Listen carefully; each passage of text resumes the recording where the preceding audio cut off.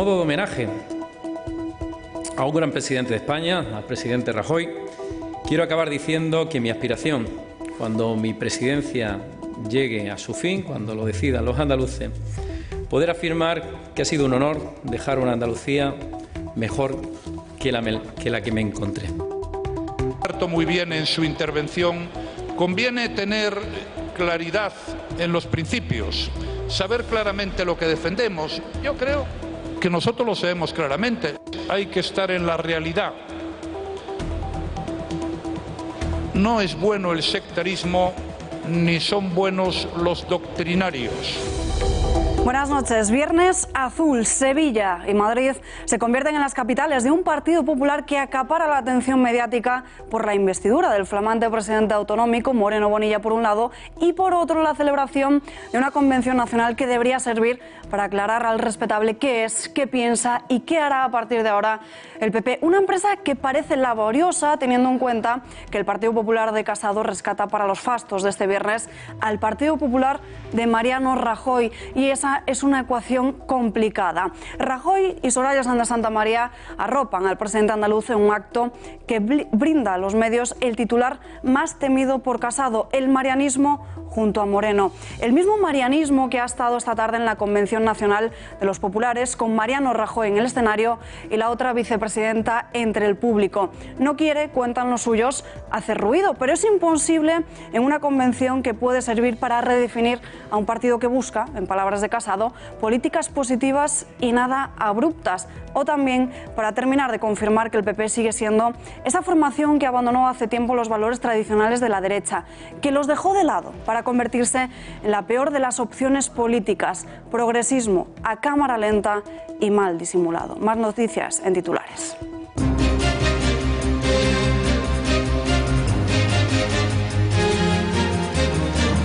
El Consejo de Ministros ha aprobado dos proyectos de ley con los que se desarrollan las tasas a las grandes empresas y a las transacciones financieras. Ambos impuestos figuran en el acuerdo presupuestario cerrado el pasado mes de octubre con Unidos Podemos.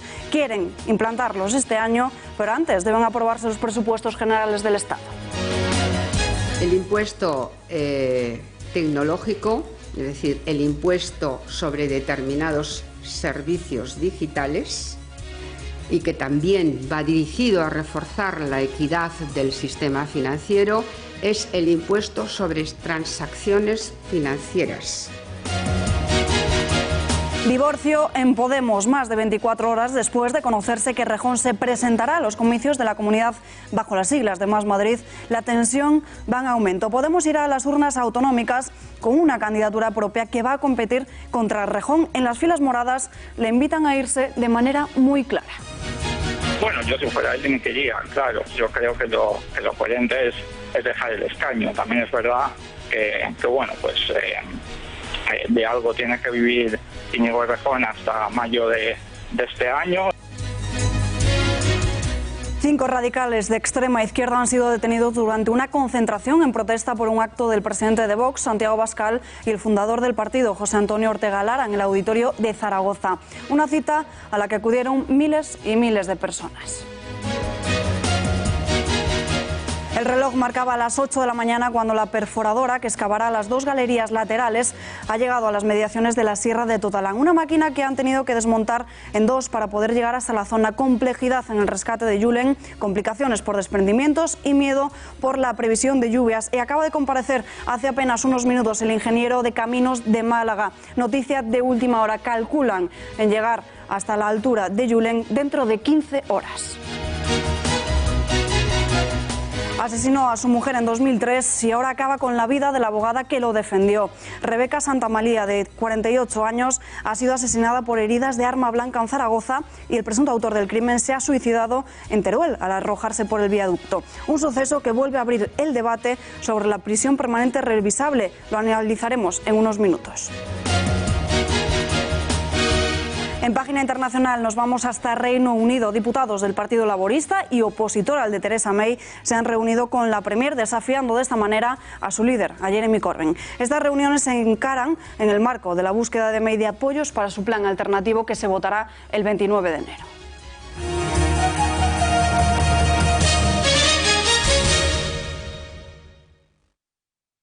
Vamos a poner sin lugar a dudas nuestro esfuerzo, nuestro empeño, nuestra dedicación y nuestra ilusión para comenzar una etapa nueva en Andalucía.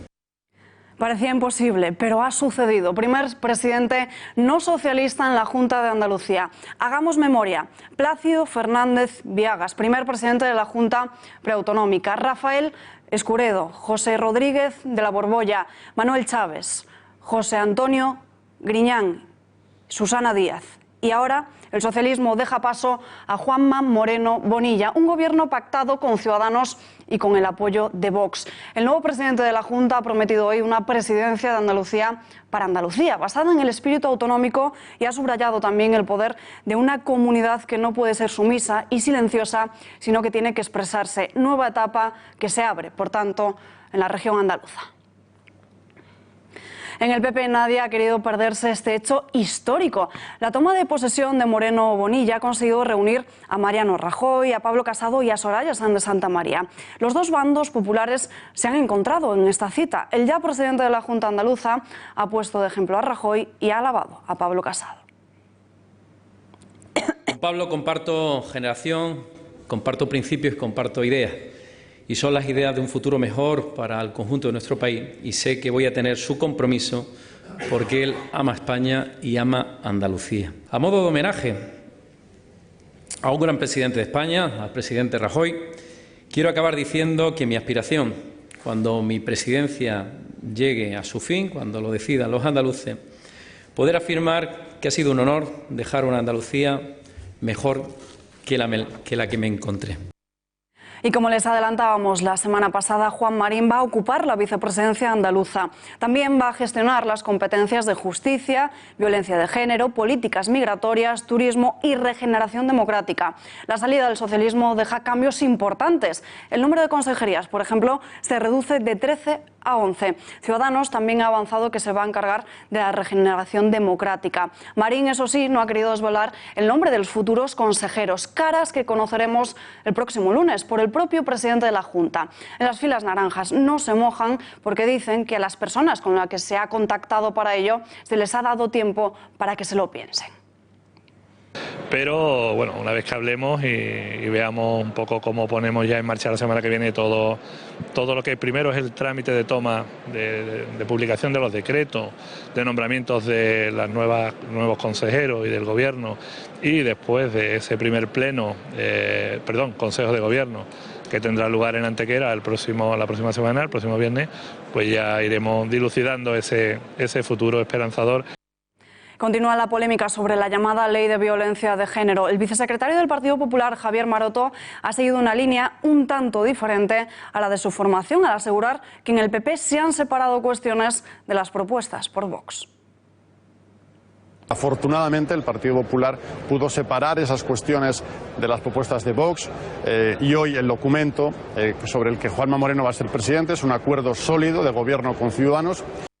Y miembros del gobierno socialista también se han trasladado hasta Andalucía para estar en esa toma de posesión de Moreno Bonilla. Ha sido la ministra Meritxell Batet la encargada de representar al Ejecutivo. Allí ha ofrecido al gobierno autonómico lealtad institucional y diálogo.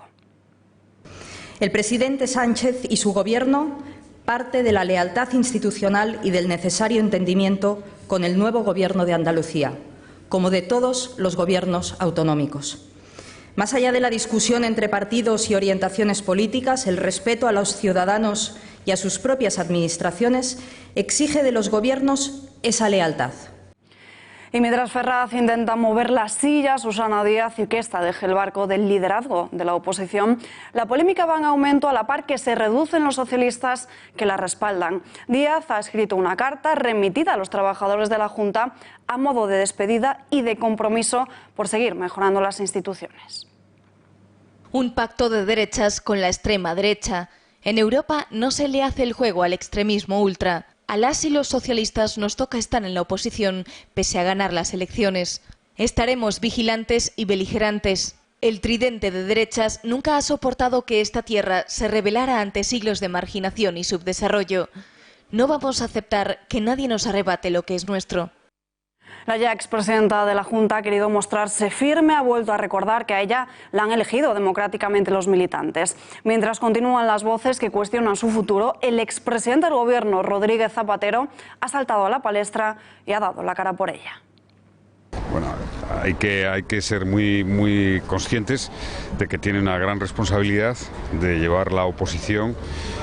Ella ha anunciado que va a continuar la tarea y me parece además que debemos ser todos prudentes y en estos momentos apoyar al Partido Socialista de Andalucía, como no puede ser de otra manera, ¿no? Es sorprendente, pero a veces la política da estas grandes paradojas, ¿no? Que los que pierden salen triunfadores y los que ganan se les exigen responsabilidades. La agenda política del día se centraba en Andalucía y también en la Convención Nacional del PP, y todas las miradas se han centrado en una persona, Mariano Rajoy. Allí se encuentra nuestra compañera Cristina Ramos. Cristina, cuéntanos, ¿cómo se ha vivido esta tarde? Muy buenas noches. Muy buenas noches, Salva. Pues ha sido un acto en el que los populares han hecho un rearme ideológico para dar batalla a las ideas contra la izquierda y el populismo. Como decías, una convención del Partido Popular en la que uno de los protagonistas indiscutibles ha sido el expresidente del Gobierno, Mariano Rajoy. Lo ha hecho precisamente en el día en el que el Partido Popular cumple 30 años de su refundación. A su llegada ha sido recibido con calurosos y fuertes aplausos. ¿Quieren saber qué nos ha contado? Vean. El Partido Popular no es un partido de advenedizos. Llevamos y hemos nacido con la Constitución hace 40 años y como hemos trabajado mucho, pues podemos decir que tenemos una estructura de partido en la práctica totalidad de los municipios de España. Y eso es muy importante porque eso nos da mucha fuerza para transmitir nuestras ideas, para defenderlas. Luego hay que tener aguante en los momentos difíciles. Esto también es muy importante.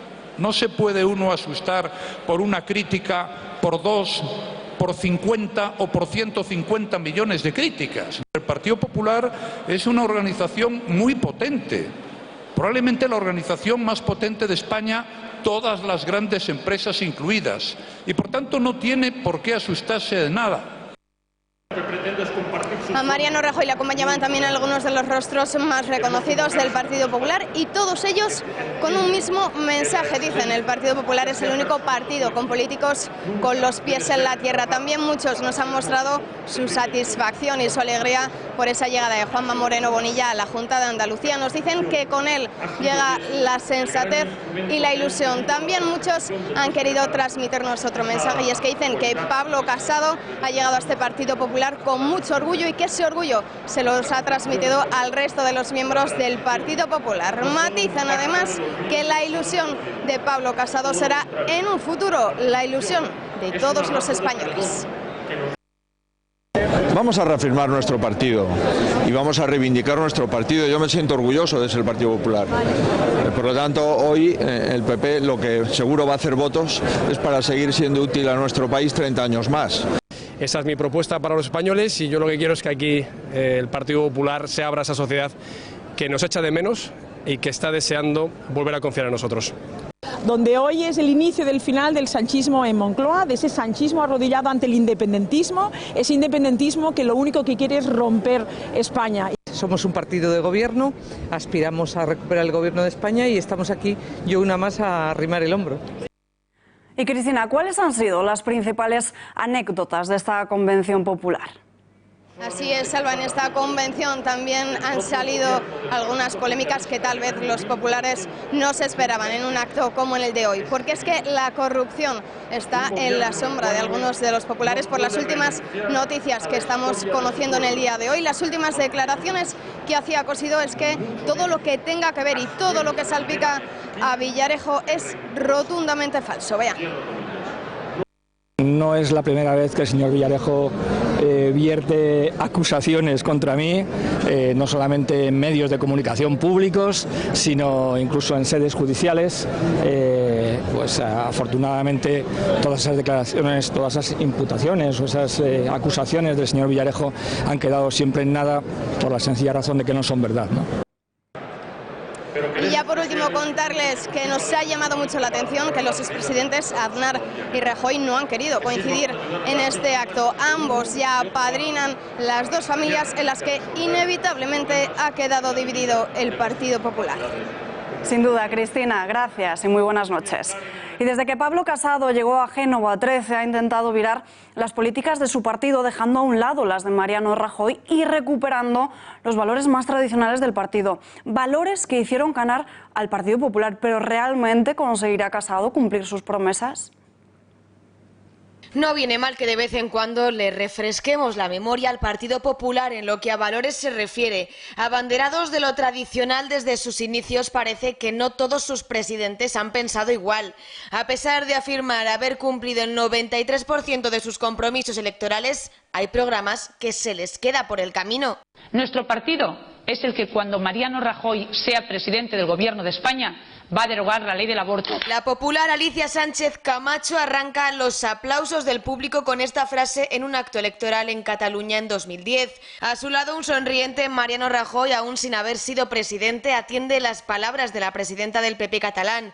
Pero tanto ha cambiado el estilo del PP con Rajoy que estas declaraciones, 5 años después, quedarían fuera del partido si se atiende a las palabras de Celia Villalobos. Lo que no cabe en mi partido es personas que dicen no al aborto, no a las relaciones prematrimoniales, no a las madres solteras. En materia económica, Rajoy, que repitió incesantemente desde 2009 que las subidas de impuestos en tiempo de crisis eran un disparate, que suponían el sablazo de un mal gobernante. El Partido Popular, quiero dejarlo muy claro para que nadie se llame a engaño, se va a oponer a cualquier subida de impuestos que pretenda poner en marcha el señor Rodríguez Zapatero. Él mismo llevó a cabo en diciembre de 2011 una subida histórica de impuestos, elevando el IRPF a niveles inéditos en España y también el impuesto de bienes inmuebles. En cuanto a leyes propiamente ideológicas, que además pisan líneas muy marcadas del PP, el partido de Rajoy ha decidido mirar hacia otro lado. Desde la ley de memoria histórica a la ley de matrimonio homosexual que tanto criticó mientras estaba en la oposición y que recurrió ante el Tribunal Constitucional, pasando por la ideología de género.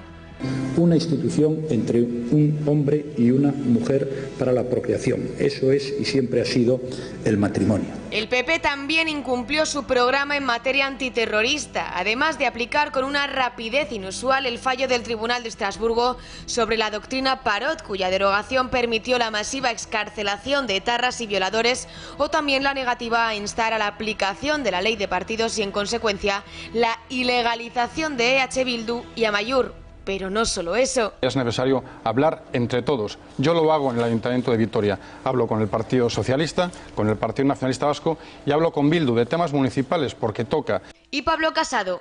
¿Qué va a hacer con las líneas que siempre han caracterizado al PP? ¿Las va a recuperar o seguirá la senda de su antecesor Rajoy? Compromisos incumplidos y descontento entre sus bases han sido una constante en los últimos meses del Partido Popular. Servirá para redefinir al nuevo PP. La convención editorial con Rosa Cuervas Mons.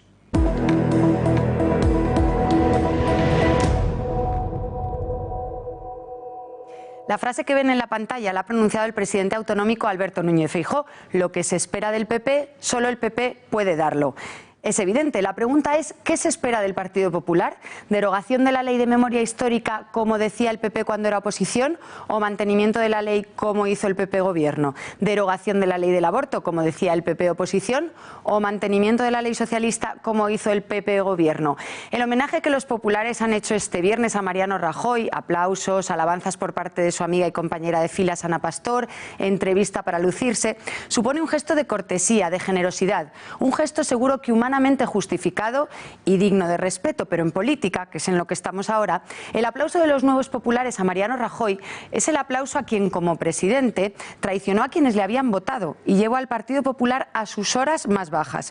El Partido Popular tiene por delante la tarea, complicada tarea, de redefinirse, aunque hoy los líderes populares hayan negado su indefinición. El PP, ese trabajo le corresponde a Pablo Casado, debe asimilar primero que incumplió sus compromisos y, a partir de ahí, tratar de recuperar la confianza de los votantes si es que quiere que vuelvan. Dicen, en clara referencia a Vox, que no van a mirar a los lados, pero cuando reivindican su españolidad y afirman que ningún partido les va a dar lecciones de patriotismo, ya están convirtiendo a Vox en protagonista o competidor de una labor que debe hacerse en solitario, la de decir a las claras qué piensa y, más importante, qué piensa hacer el Partido Popular.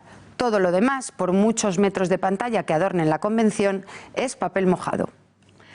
Gracias, Rosa. Y por obra y gracia de Pedro Sánchez, nuevos impuestos. Esta mañana, como era de esperar, el Consejo de Ministros ha aprobado 2 proyectos de ley con los que se desarrollarán las tasas a las grandes empresas y a las transacciones financieras. Ambos impuestos figuran en el acuerdo presupuestario cerrado el pasado mes de octubre con Unidos Podemos. Con ellos el Gobierno prevé recaudar más de 2.000 millones de euros de las empresas. Las intenciones del Ejecutivo son instaurarlos este año, pero antes deben aprobarse los presupuestos generales del Estado, que todavía no tienen los apoyos suficientes. El impuesto tecnológico, es decir, el impuesto sobre determinados servicios digitales, lo que está haciendo España aquí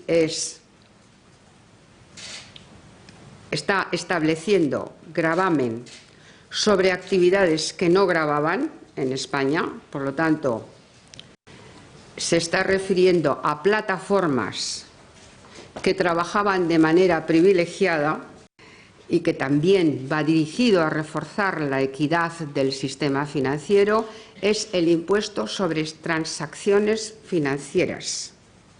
Desde 2013, 10 países de la Unión Europea están trabajando sobre esta imposición. Y se considera conveniente establecer a nivel nacional este impuesto que sigue el modelo francés. Ha llegado el momento. Los impuestos no paran y el Falcón de Sánchez tampoco. Este fin de semana el presidente del Gobierno acudirá a Las Palmas de Gran Canaria y, como no, usará el avión presidencial, aunque vaya a un acto del partido. Lo hará para clausurar una conferencia municipal del Partido Socialista tras haber cancelado su presencia en el acto de ayer organizado por el Gobierno canario para presentar el nuevo Estatuto de Autonomía. Más agenda del presidente: el 29 de enero a República Dominicana y el 31 a México. Seguramente usará el avión presidencial.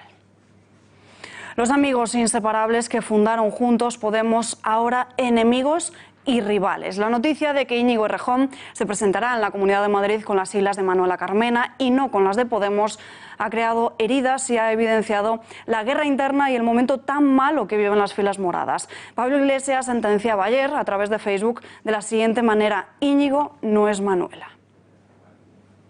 Nunca imaginé que iba a tener que interrumpir por unas horas mi permiso de paternidad por una razón tan triste. No imaginé que hoy, cuando deberíamos estar celebrando el 5º cumpleaños de Podemos, las cosas serían así.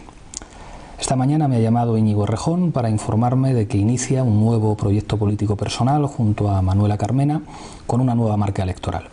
Pocos minutos después de la llamada, la carta de Manuela y de Íñigo estaba en todos los medios de comunicación y en las redes sociales. En política hay que estar acostumbrado a este tipo de maniobras, incluso si vienen de compañeros, pero reconozco que me he quedado tocado y triste.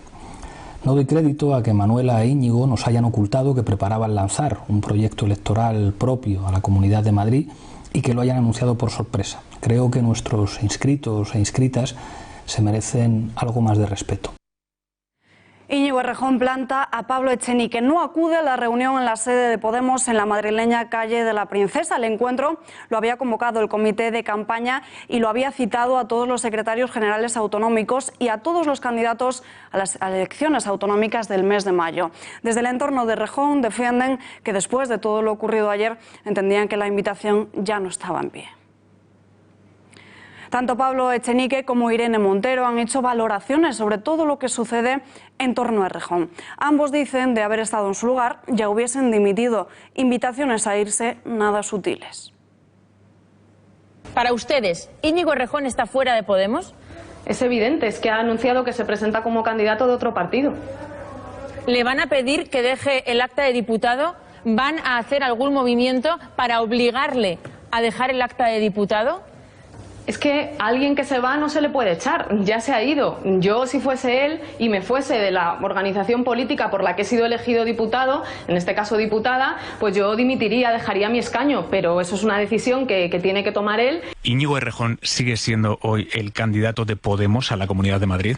Bueno, yo creo que por mucho que uno diga que la Tierra es plana, la Tierra no va a ser plana porque uno lo diga. Monedero insinuó anoche que Errejón debería dimitir. ¿Usted lo cree? Bueno, yo si fuera él dimitiría, claro. Si te presentas por otro partido político y pues tienes un escaño que has conseguido presentándote como Podemos, yo creo que lo coherente es dejar el escaño. También es verdad que bueno, pues de algo tiene que vivir Íñigo Errejón hasta mayo de este año y eso supongo que también pesa en su decisión personal.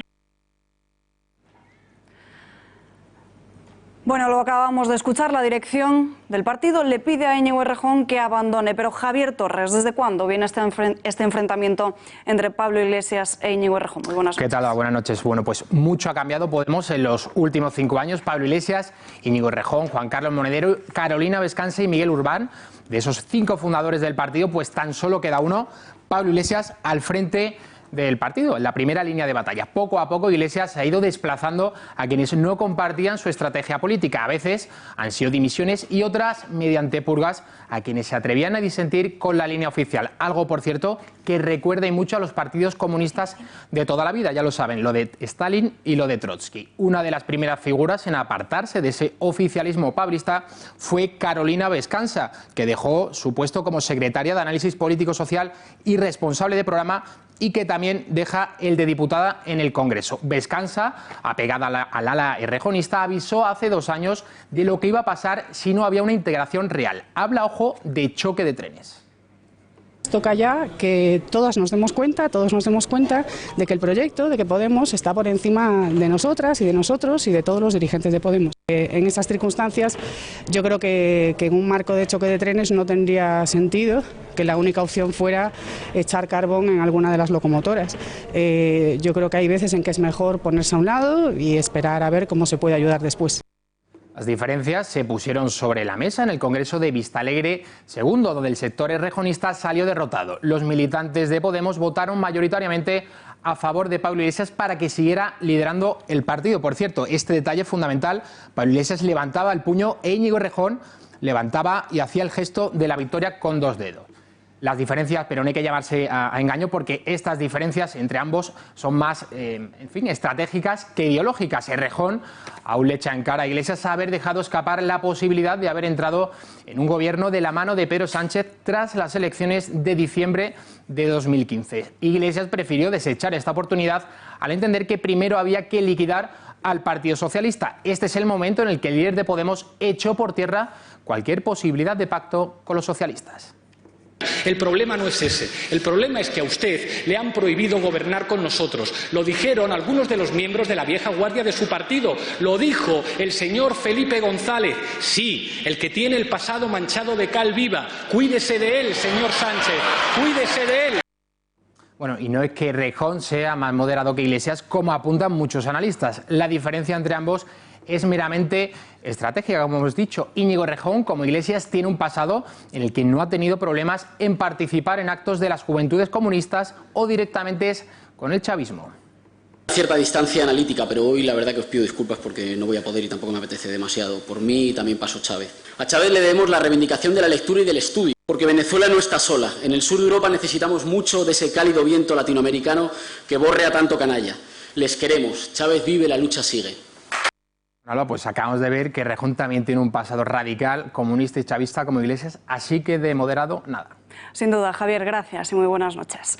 Y tenemos una noticia de última hora, acaba de llegar a la redacción de estos informativos. Pablo Iglesias más solo que nunca. Izquierda Unida se ha reunido esta tarde, ha reunido a la coordinadora regional de su partido y atención, porque no se va a rectificar el preacuerdo con Podemos Madrid. La izquierda de esta forma tendría 3 listas en vez de dos, pero atención, porque Izquierda Unida se ofrece como pegamento para una única candidatura. No descartan ninguna posibilidad, pero según sus propias palabras, se ha incumplido el acuerdo para presentar a Sol Sánchez como número 2 de la formación. Critican el enfrentamiento entre Íñigo Errejón y Pablo Iglesias, pero les recordamos, se ofrecen como pegamento para intentar llevar una candidatura única a la Comunidad de Madrid. Analizamos la guerra abierta con Pedro Insúa, profesor de filosofía y escritor. Tenemos conexión en directo con él. Señor Insúa, muy buenas noches. Hola, buenas noches. Encantado. Crisis en Podemos se rompe a nivel autonómico. ¿Ve posibilidades de que se produzca también a nivel nacional? Vamos, yo creo que se ha roto a nivel nacional. La crisis es a nivel nacional. La pareja Errejón-Pablo Iglesias era la pareja fundacional, era el alma del partido. Junto con Monedero. Monedero en realidad no se fue nunca. Eso de que expurgó, que fue una purga a Monedero no es cierto. Monedero siempre estuvo ahí, es más, fue el que más cerró filas en torno a Iglesias cuando Iglesias compró Iglesias y Montero, vamos, compraron el chalet. Yo creo que Errejón, ante lo insalvable de la situación, por dos motivos, uno de orden sociológico y otro de orden político. El orden sociológico es el chalet, es decir, con ese chalet es muy difícil después de hacer un discurso popular y tal, apelar a las clases populares, las clases pues más desfavorecidas y todo esto. Era el alma de Podemos, pues eso también no se puede hacer ya, o te callarían bocas, vamos, enseguida. Y el caso de la política, el caso del programa político, el desafío catalanista, que no sabe responder Podemos, porque pretende estar con el Estado y con la sedición y no se puede estar con ambos, o estás con uno o estás con otro. Entonces, ante esa situación, yo creo que Errejón, no sé si hábil o no hábilmente, porque bueno, ese movimiento tampoco le va a favorecer a él, desde luego, pues ante el hundimiento del barco, pues ha cogido un flotador y se ha ido, sencillamente, o un esquife, un frágil esquife, o como se quiera decir. Y entonces se ha ido del partido y sálvese quien pueda. Es un movimiento de sálvese quien pueda, sencillamente. Y entonces no quiere hundirse con el chalet. Y entonces pues él se va. Otra cosa es que se pueda salvar aún, que eso yo no lo tengo tan claro, que pueda agarrarse a otro barco, es muy difícil. Errejón lleva unos cuantos meses reivindicando la bandera nacional y la idea de España. ¿Es creíble? ¿Cuál es su idea de España realmente? No, no es creíble en absoluto. La idea de España que tiene Errejón es la idea de su disolución. No tiene ninguna idea de España, tiene la idea de su disolución. España es un producto para Errejón. Esto lo repetía en la Tuerca, la bandera de España para Errejón era la bandera de los que habían ganado la guerra civil. Esto lo decía en la Tuerca. Y en la Tuerca hace 5 años, 6 años, que la Tuerca no es de hace 50 años, porque Errejón no tiene más de 50 años, aunque parezca un niño eterno. Y entonces no es creíble en absoluto, es un oportunismo este movimiento realmente. Es decir, se ha producido un movimiento con el que no contaba Podemos y no domina Podemos, un movimiento popular, y por primera vez las izquierdas, vamos a decirlo así, no dominan un movimiento popular que es un movimiento patriótico. Esto no lo dominan y quieren dominarlo, y Errejón está haciendo bolillos para dominarlo, pero no lo puede dominar. Errejón ya ha dilapidado la idea, ha pisoteado la idea de nación española, hablando del derecho de autodeterminación de Cataluña y todo esto, y de la nación de naciones, todo esto ha dilapidado ya esa idea, ya la ha hundido en su imaginario, en su proyecto, y ahora no, es imposible recuperarla. Una vez que has pisoteado la bandera, y pretender ser el abanderado es de una insolencia y de un oportunismo clarísimo, entonces es imposible. ¿Por qué la izquierda más radical acaba siempre peleándose entre sí? Porque la idea de izquierda, así en absoluto, la unidad de la izquierda es un mito total y absoluto. Un mito, ojo, que está en el que rivaliza con la izquierda, es decir, en Vox está el mito de la izquierda, en Vox manejan el mito de la izquierda, en Vox, en PP, etcétera, manejan ese mismo mito, tanto el que busca rivalizar con la izquierda como el que se considera de izquierdas o apoya, busca en la izquierda su ideal político, se caen en este mito que definió perfectamente Gustavo Bueno ya por el año 2003, perfectamente definido, es decir, la pretensión de que la izquierda hay una unidad, cuando no hay una unidad. La izquierda Las izquierdas anarquista, por ejemplo, y comunista fueron a la gresca, la izquierda socialdemócrata y comunista fueron a la gresca, unos insultándose a otros, insultándose y además, bueno, pegándose tiros incluso, ¿no? En Barcelona, en la Guerra Civil, por ejemplo, y antes, ¿no? A Rosa Luxemburgo la matan, la asesinan los socialdemócratas, no la asesinan los fascistas, la asesinan los socialdemócratas. Entonces, pues bueno, eso de la unidad de la izquierda pues es un mito, y muchos funcionan con él. Y entonces, claro, cuando dice, anda, pero si se ha dividido, no, es que estaba dividida ya. Solo el que parte del mito, el que funciona con ese mito, puede sentir sorpresa ante la división, pero es que no había unidad, entonces es absurdo sorprenderse por la división. Pedro Insua, gracias y muy buenas noches. Isabel Díaz Ayuso será la candidata del PP que compita con Íñigo Errejón en la Comunidad de Madrid. Ayuso ha comentado también la polémica Podemos. Dice que son diferentes siglas, pero que al final es el mismo resultado y que allí donde hay pactos con terroristas están las filas moradas. Además, ha rechazado el feminismo radical. Escuchen. Es verdad que el hombre también es víctima del hombre. O sea, en el sexo masculino hay más datos de violencia. Es decir, el hombre es violento con la mujer y también con el propio hombre. Los hombres también son víctimas de los propios hombres. Entonces yo lo que digo es que evidentemente hay que poner medidas para todos. Más asuntos. El excomisario José Manuel Villarejo ha reconocido ante el magistrado que participó en la ya conocida como Operación Kitchen, la macrooperación policial creada para recuperar documentos e información sensible del PP. Unos papeles que Villarejo habría intentado localizar y con la que el extesorero Luis Bárcenas estaría amenazando al Estado en base a lo declarado por el excomisario. Esto ocurrió ayer y hoy ha sido el turno para declarar de Enrique García Castaño. Según sus palabras, habría sido el número 2 de la Policía Nacional en la época del PP, Eugenio Pino, la persona que se encargó de esta operación, la llamada Operación Kitchen.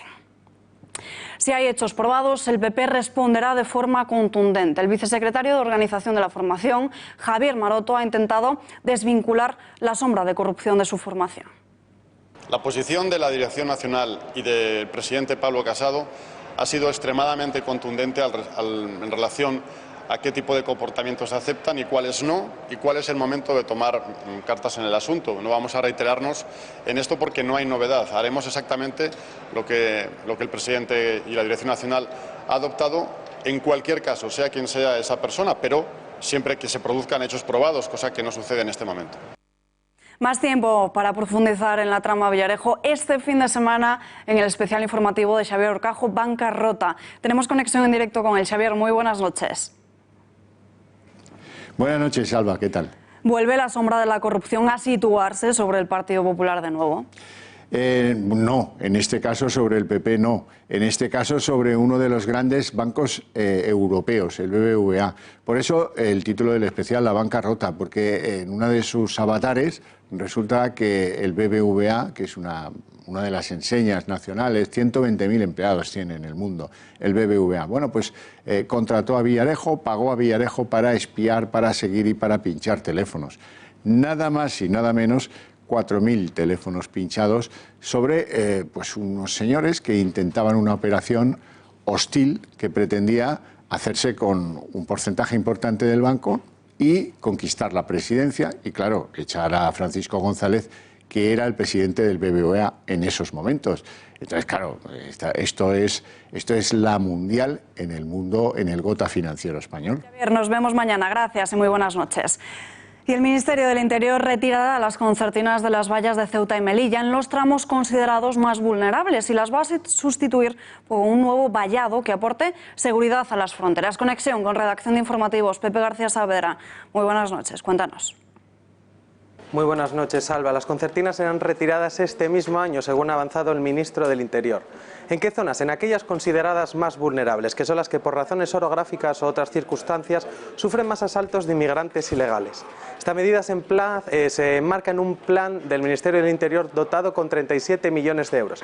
De momento no se ha avanzado si se establecerán otras medidas adicionales ahora que se van a quitar las concertinas en esas zonas, ya que el Ministerio solo ha dicho que se reforzará las vallas. ¿En qué se basa Grande Marlaska para retirarlas? En un informe, dice, del anterior Ejecutivo que afirma que no son unas medidas efectivamente disuasorias. Además, también se ampliará el circuito de cámara cerrada tanto en Ceuta como en Melilla, se reforzará la presencia policial en la zona y se reformará el paso del Tarajal. Gracias, Pepe. Y más asuntos. Datos sobre cristianos perseguidos. Al menos 245 millones en los 50 países que integran la lista mundial de la persecución. Rafa Núñez Huesca, muy buenas noches. Muy buenas noches, Alba. Efectivamente, tienen que tener en cuenta ustedes, en primer lugar, que cristianos en el mundo somos alrededor de 2.400 millones. Somos la religión monoteísta más importante de la Tierra. Es importante que mantengan este dato en la cabeza. ¿Qué queremos decir? Bueno, pues que en el año 2017 hubieron 215 millones de cristianos perseguidos. En el año 2018, que es el último año del que tenemos estadísticas, finalizado hace muy poquito tiempo, subió a 245 millones de personas, de cristianos perseguidos en el mundo. Teniendo en cuenta que somos alrededor de 2.400 millones en total, casi 1 de cada 10 cristianos que existe en el planeta es hoy en día perseguidos. Pero hay más cifras y no son precisamente halagüeñas. Países que más persiguen a los cristianos. Como ven ustedes, en primer lugar es la dictadura comunista totalitaria de Corea del Norte, pero los 4 siguientes países que más persiguen a los cristianos son todos dictaduras de tipo islamista. Cristianos asesinados, antes eran perseguidos, en esta ocasión asesinados. 2017. 1.900 cristianos asesinados. En el año 2018, 4.300 cristianos asesinados. Es decir, como ven, se multiplica por 2 e incluso va más allá el número de cristianos asesinados en el mundo. Vamos con más datos. Son datos, además, que han aparecido recientemente. Países donde más cristianos son asesinados, también en el año 2018. Nigeria, que es también un país de carácter islámico, es el que se lleva la palma, es el país donde más cristianos han sido asesinados.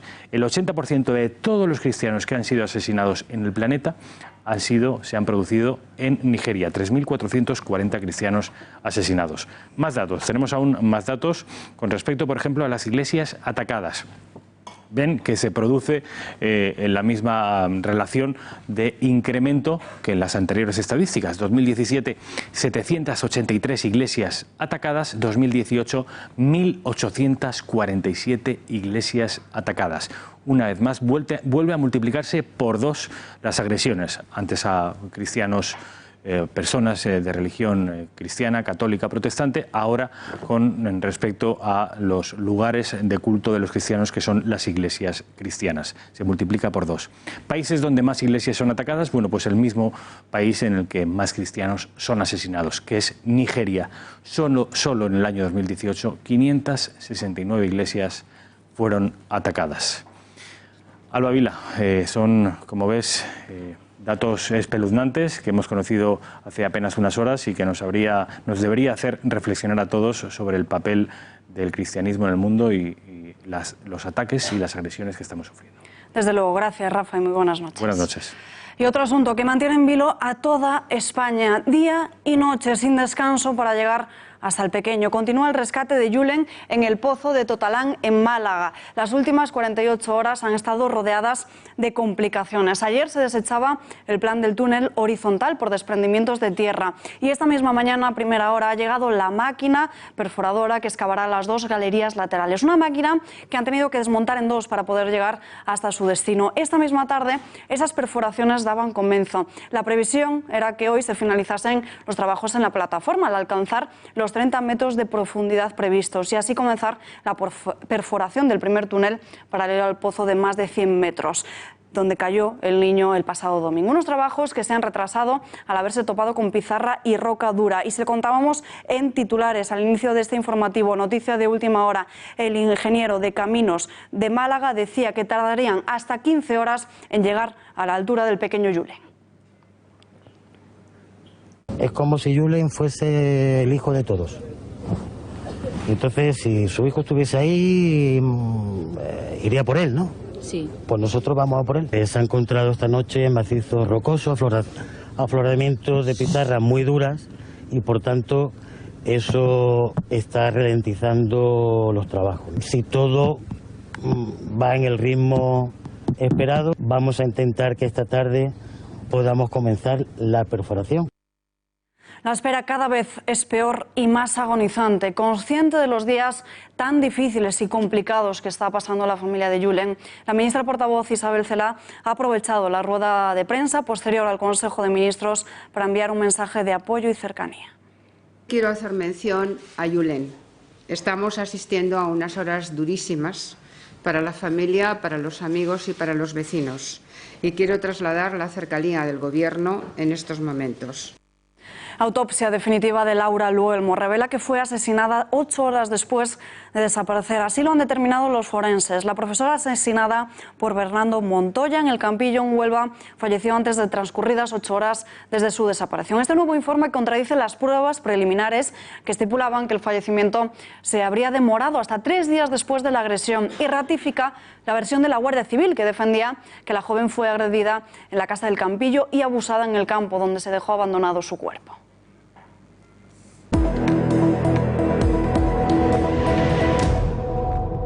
Y abrimos ya página internacional. Diputados del Partido Laborista y opositor al de Theresa May se han reunido con la Premier, desafiando de esta manera a su líder, a Jeremy Corbyn. Estas reuniones se encaran en el marco de la búsqueda de May de apoyos para su plan alternativo. Además, hemos conocido hoy una encuesta en la que se plasma que más de la mitad de los británicos preferirían ahora no salir de la Unión Europea. En concreto, un 56% permanecerían frente a un 44%.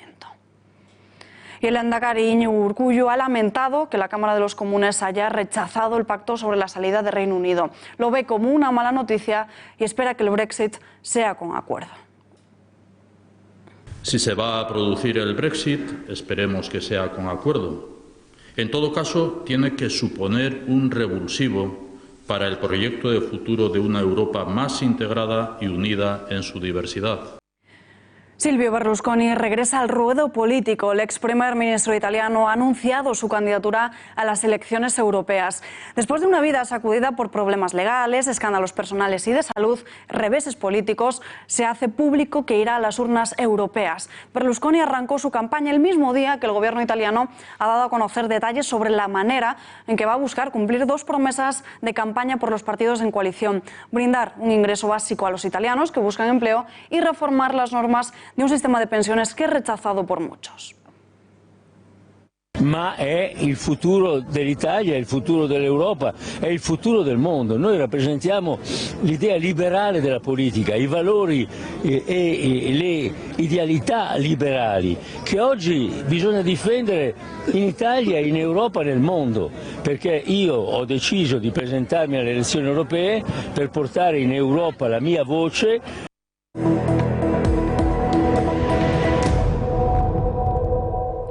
Y abrimos ya nuestra sección de todos los viernes de Estilo y Vida con la periodista Elisa García Falla. Elisa, muy buenas noches. Buenas noches, Alba. Hoy hablamos de cortes de pelo.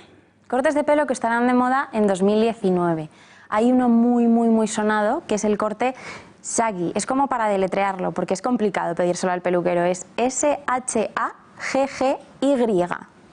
Complicado, pero se va a llevar muchísimo. Lo han llevado ya pues actrices como Blanca Suárez. Bueno, lo hemos visto un montón en los últimos días, concretamente en esta última semana, pero la primera que lo llevó fue la actriz de Flashdance. Se puso de moda ya en aquel entonces y se va a llevar muchísimo este año. Se caracteriza, como estamos viendo en pantalla, por ser una melena cortita, rizada, como si la peinásemos al aire, como si dijésemos que no nos la hemos secado prácticamente, y se lleva con flequillo. No importa si el flequillo es abierto, si es cerrado. Es una melena un poco desordenada y va a estar muy de moda este año. Este es un corte de pelo que sienta muy bien para las chicas que tengan el pelo rizado, pero para las que tengan el pelo liso, ¿cuáles son las tendencias en este año? Tenemos más opciones. Tenemos, por ejemplo, el corte de pelo pixie o el corte de pelo bob. El corte de pelo pixie, a ver si podemos ver una imagen, es este que lleva, por ejemplo, Úrsula Corberó. También lo lleva, por ejemplo, Ana Polvorosa, y es un corte de pelo pues que se caracteriza por ser pues un corte a lo garzón, que diríamos, ¿no? Lo ha utilizado, de hecho, Prada en su último desfile de moda masculina, y lo han llevado pues modelos como Gigi Hadid, por ejemplo. Y luego teníamos la otra opción, que es el corte de pelo bob, que es uno un poquito más discreto, no tan atrevido, recorrido y es una media melena como la que estamos viendo en el caso de Hailey Bieber, que ahora se ha cambiado el nombre, es Hailey Bieber. Y bueno, pues también tenemos a Vanessa Hudgens, por ejemplo, es un corte de pelo rectito con media melena, que como si dijéramos, y se caracteriza pues por eso, por tener el largo por encima de los hombros. Y por ejemplo, luego las que tenemos el pelo un poquito más largo y no queremos cortárnoslo, como ¿qué es mi hacemos? caso, por ejemplo, tenemos también opciones. Es verdad que en 2019 se va a llevar el pelo más corto, pero podemos llevarlo largo. Por ejemplo, podemos llevarlo como Dakota Johnson, por ejemplo, si podemos ver una imagen, y tenemos la melena larga, con capas largas, una melena XL, que diríamos. Y si queremos, por ejemplo, pues cortarnos el pelo también de una manera más midi, pues podemos recurrir, por ejemplo, al corte de pelo de Sara Carbonero. Y por otra parte, el otro que hemos visto, no sé si podemos retroceder, tenemos la melena también flapper. Decíamos que se llevaba el corte de pelo desordenado, esa melena shaggy rizada, pero si nos lo queremos peinar un poquito más, ordenarlo de alguna forma, tenemos este corte de pelo con un flequillo recto, muy milimetrado, muy ordenado, por así decirlo, que es este que es también tendencia este 2019. Sin duda. Y vamos a hablar ahora de salud, porque estamos, como sabes, en época de resfriados. La mitad de toda España está en epidemia por gripe. ¿Qué trucos caseros nos das para que nos facilite un poco nuestro día a día? Son trucos caseros que no están contrastados, algunos de ellos sí, pero bueno, traemos trucos caseros para salir de ese resfriado un poquito más rápido. Uno de ellos es, por ejemplo, el de los probióticos. Los probióticos son microorganismos vivos que nos ayudan a reparar nuestra flora intestinal, sobre todo cuando estamos tomando antibióticos o pastillas, fundamentalmente nos viene fenomenal para poner en orden nuestro estómago y para recuperarnos después de un resfriado. ¿Qué alimentos llevan probióticos? Pues fundamentalmente el yogur y el kéfir. El kéfir, por ejemplo, lo podemos obtener bien de hongos vivos, que bueno, es difícil encontrarlos, pero nos los pueden dar. Generalmente se pasan de casa en casa, pero si no, los podemos comprar en el supermercado. En caso de que consigamos tener ese kéfir vivo, lo que tenemos que hacer sobre todo es ponerlo en leche entera fresca, y dejarlo en un lugar fresco y seco para que fermente. Y el líquido que obtenemos es ese kéfir líquido, un yogur, que va a ser buenísimo para nuestra salud y que podemos tomar a diario, no solamente cuando estemos resfriados. Por otro lado, tenemos también, Alba, la vitamina C. La vitamina C la encontramos presente pues, en las naranjas, en las mandarinas y sobre todo en el limón. Por eso es muy bueno tomar un zumo de agua tibia con limón en ayunas para salir del resfriado más pronto que tarde. Y por otro lado tenemos también el jengibre, que es bastante interesante porque si hacemos una infusión de jengibre con la propia rama, como estamos viendo en pantalla, que podemos encontrar en la frutería, cortamos unas rodajitas y la ponemos a hervir. Y con el agua resultante, si nos la tomamos a media mañana, por ejemplo, es mucho más fácil recuperarnos del resfriado, de esa gripe de la que tanto estamos oyendo hablar. Entonces, para hacer un repaso, probióticos, vitamina C y jengibre. Sí. 3 consejos para tomar nota, sin duda. Pero si lo que queremos, o sea, estamos resfriados y hay una cosa súper molesta, toser durante toda la noche. Eso yo creo que es molesto ¿Qué podemos para evitar? Uno mismo y para el que acompaña, ¿no? Sí, desde pues luego. Hay un truco casero que ya viene de antaño, que es el de poner una cebolla partida por la mitad en la mesilla de noche. Es un poco desagradable, a la mañana siguiente no nos quedará otro remedio que el de ventilar bastante la habitación, pero es un truco que de verdad funciona y que sobre todo nos ayuda a conciliar el sueño y a descansar durante toda la noche, que es sobre todo lo que necesitamos si nos queremos recuperar de ese resfriado, ¿no? Pues Elisa García Falla, muchísimas gracias por estar aquí con nosotros. mejoren todos los que estén pachuchos. Esperemos que no nos pase a nosotras también. Gracias, hasta la semana que viene. Alba. Y antes de despedirnos, les vamos a contar una historia con un final, diríamos que sorprendente. 3 submarinistas estaban en Hawái buceando para sacar algunas fotos del increíble fondo marino cuando de repente se dieron cuenta de lo que tenían ante ellos era muchísimo más increíble de lo que se habrían imaginado. Se les había aparecido el tiburón blanco más grande de todo el globo terráqueo. Es una hembra que tiene más de 7 metros de largo, pero su espectacular tamaño no es lo único que llama la atención de este animal. También su cuerpo lleno de cicatrices y aunque fue descubierta en 2013 en la zona de Baja California, tiene alrededor de unos 50 años. Y nosotros nos despedimos ya, pero no se marchen, quédense en Intereconomía. Esta noche lo mejor de toda la semana del Gato al Agua y mañana especial de Xavier Horcajo, Bancarrota. Nosotros volvemos el lunes a las 8:30 con más información. Ya lo saben, lo que otros no le cuentan o como otros no se lo cuentan. Buen fin de semana.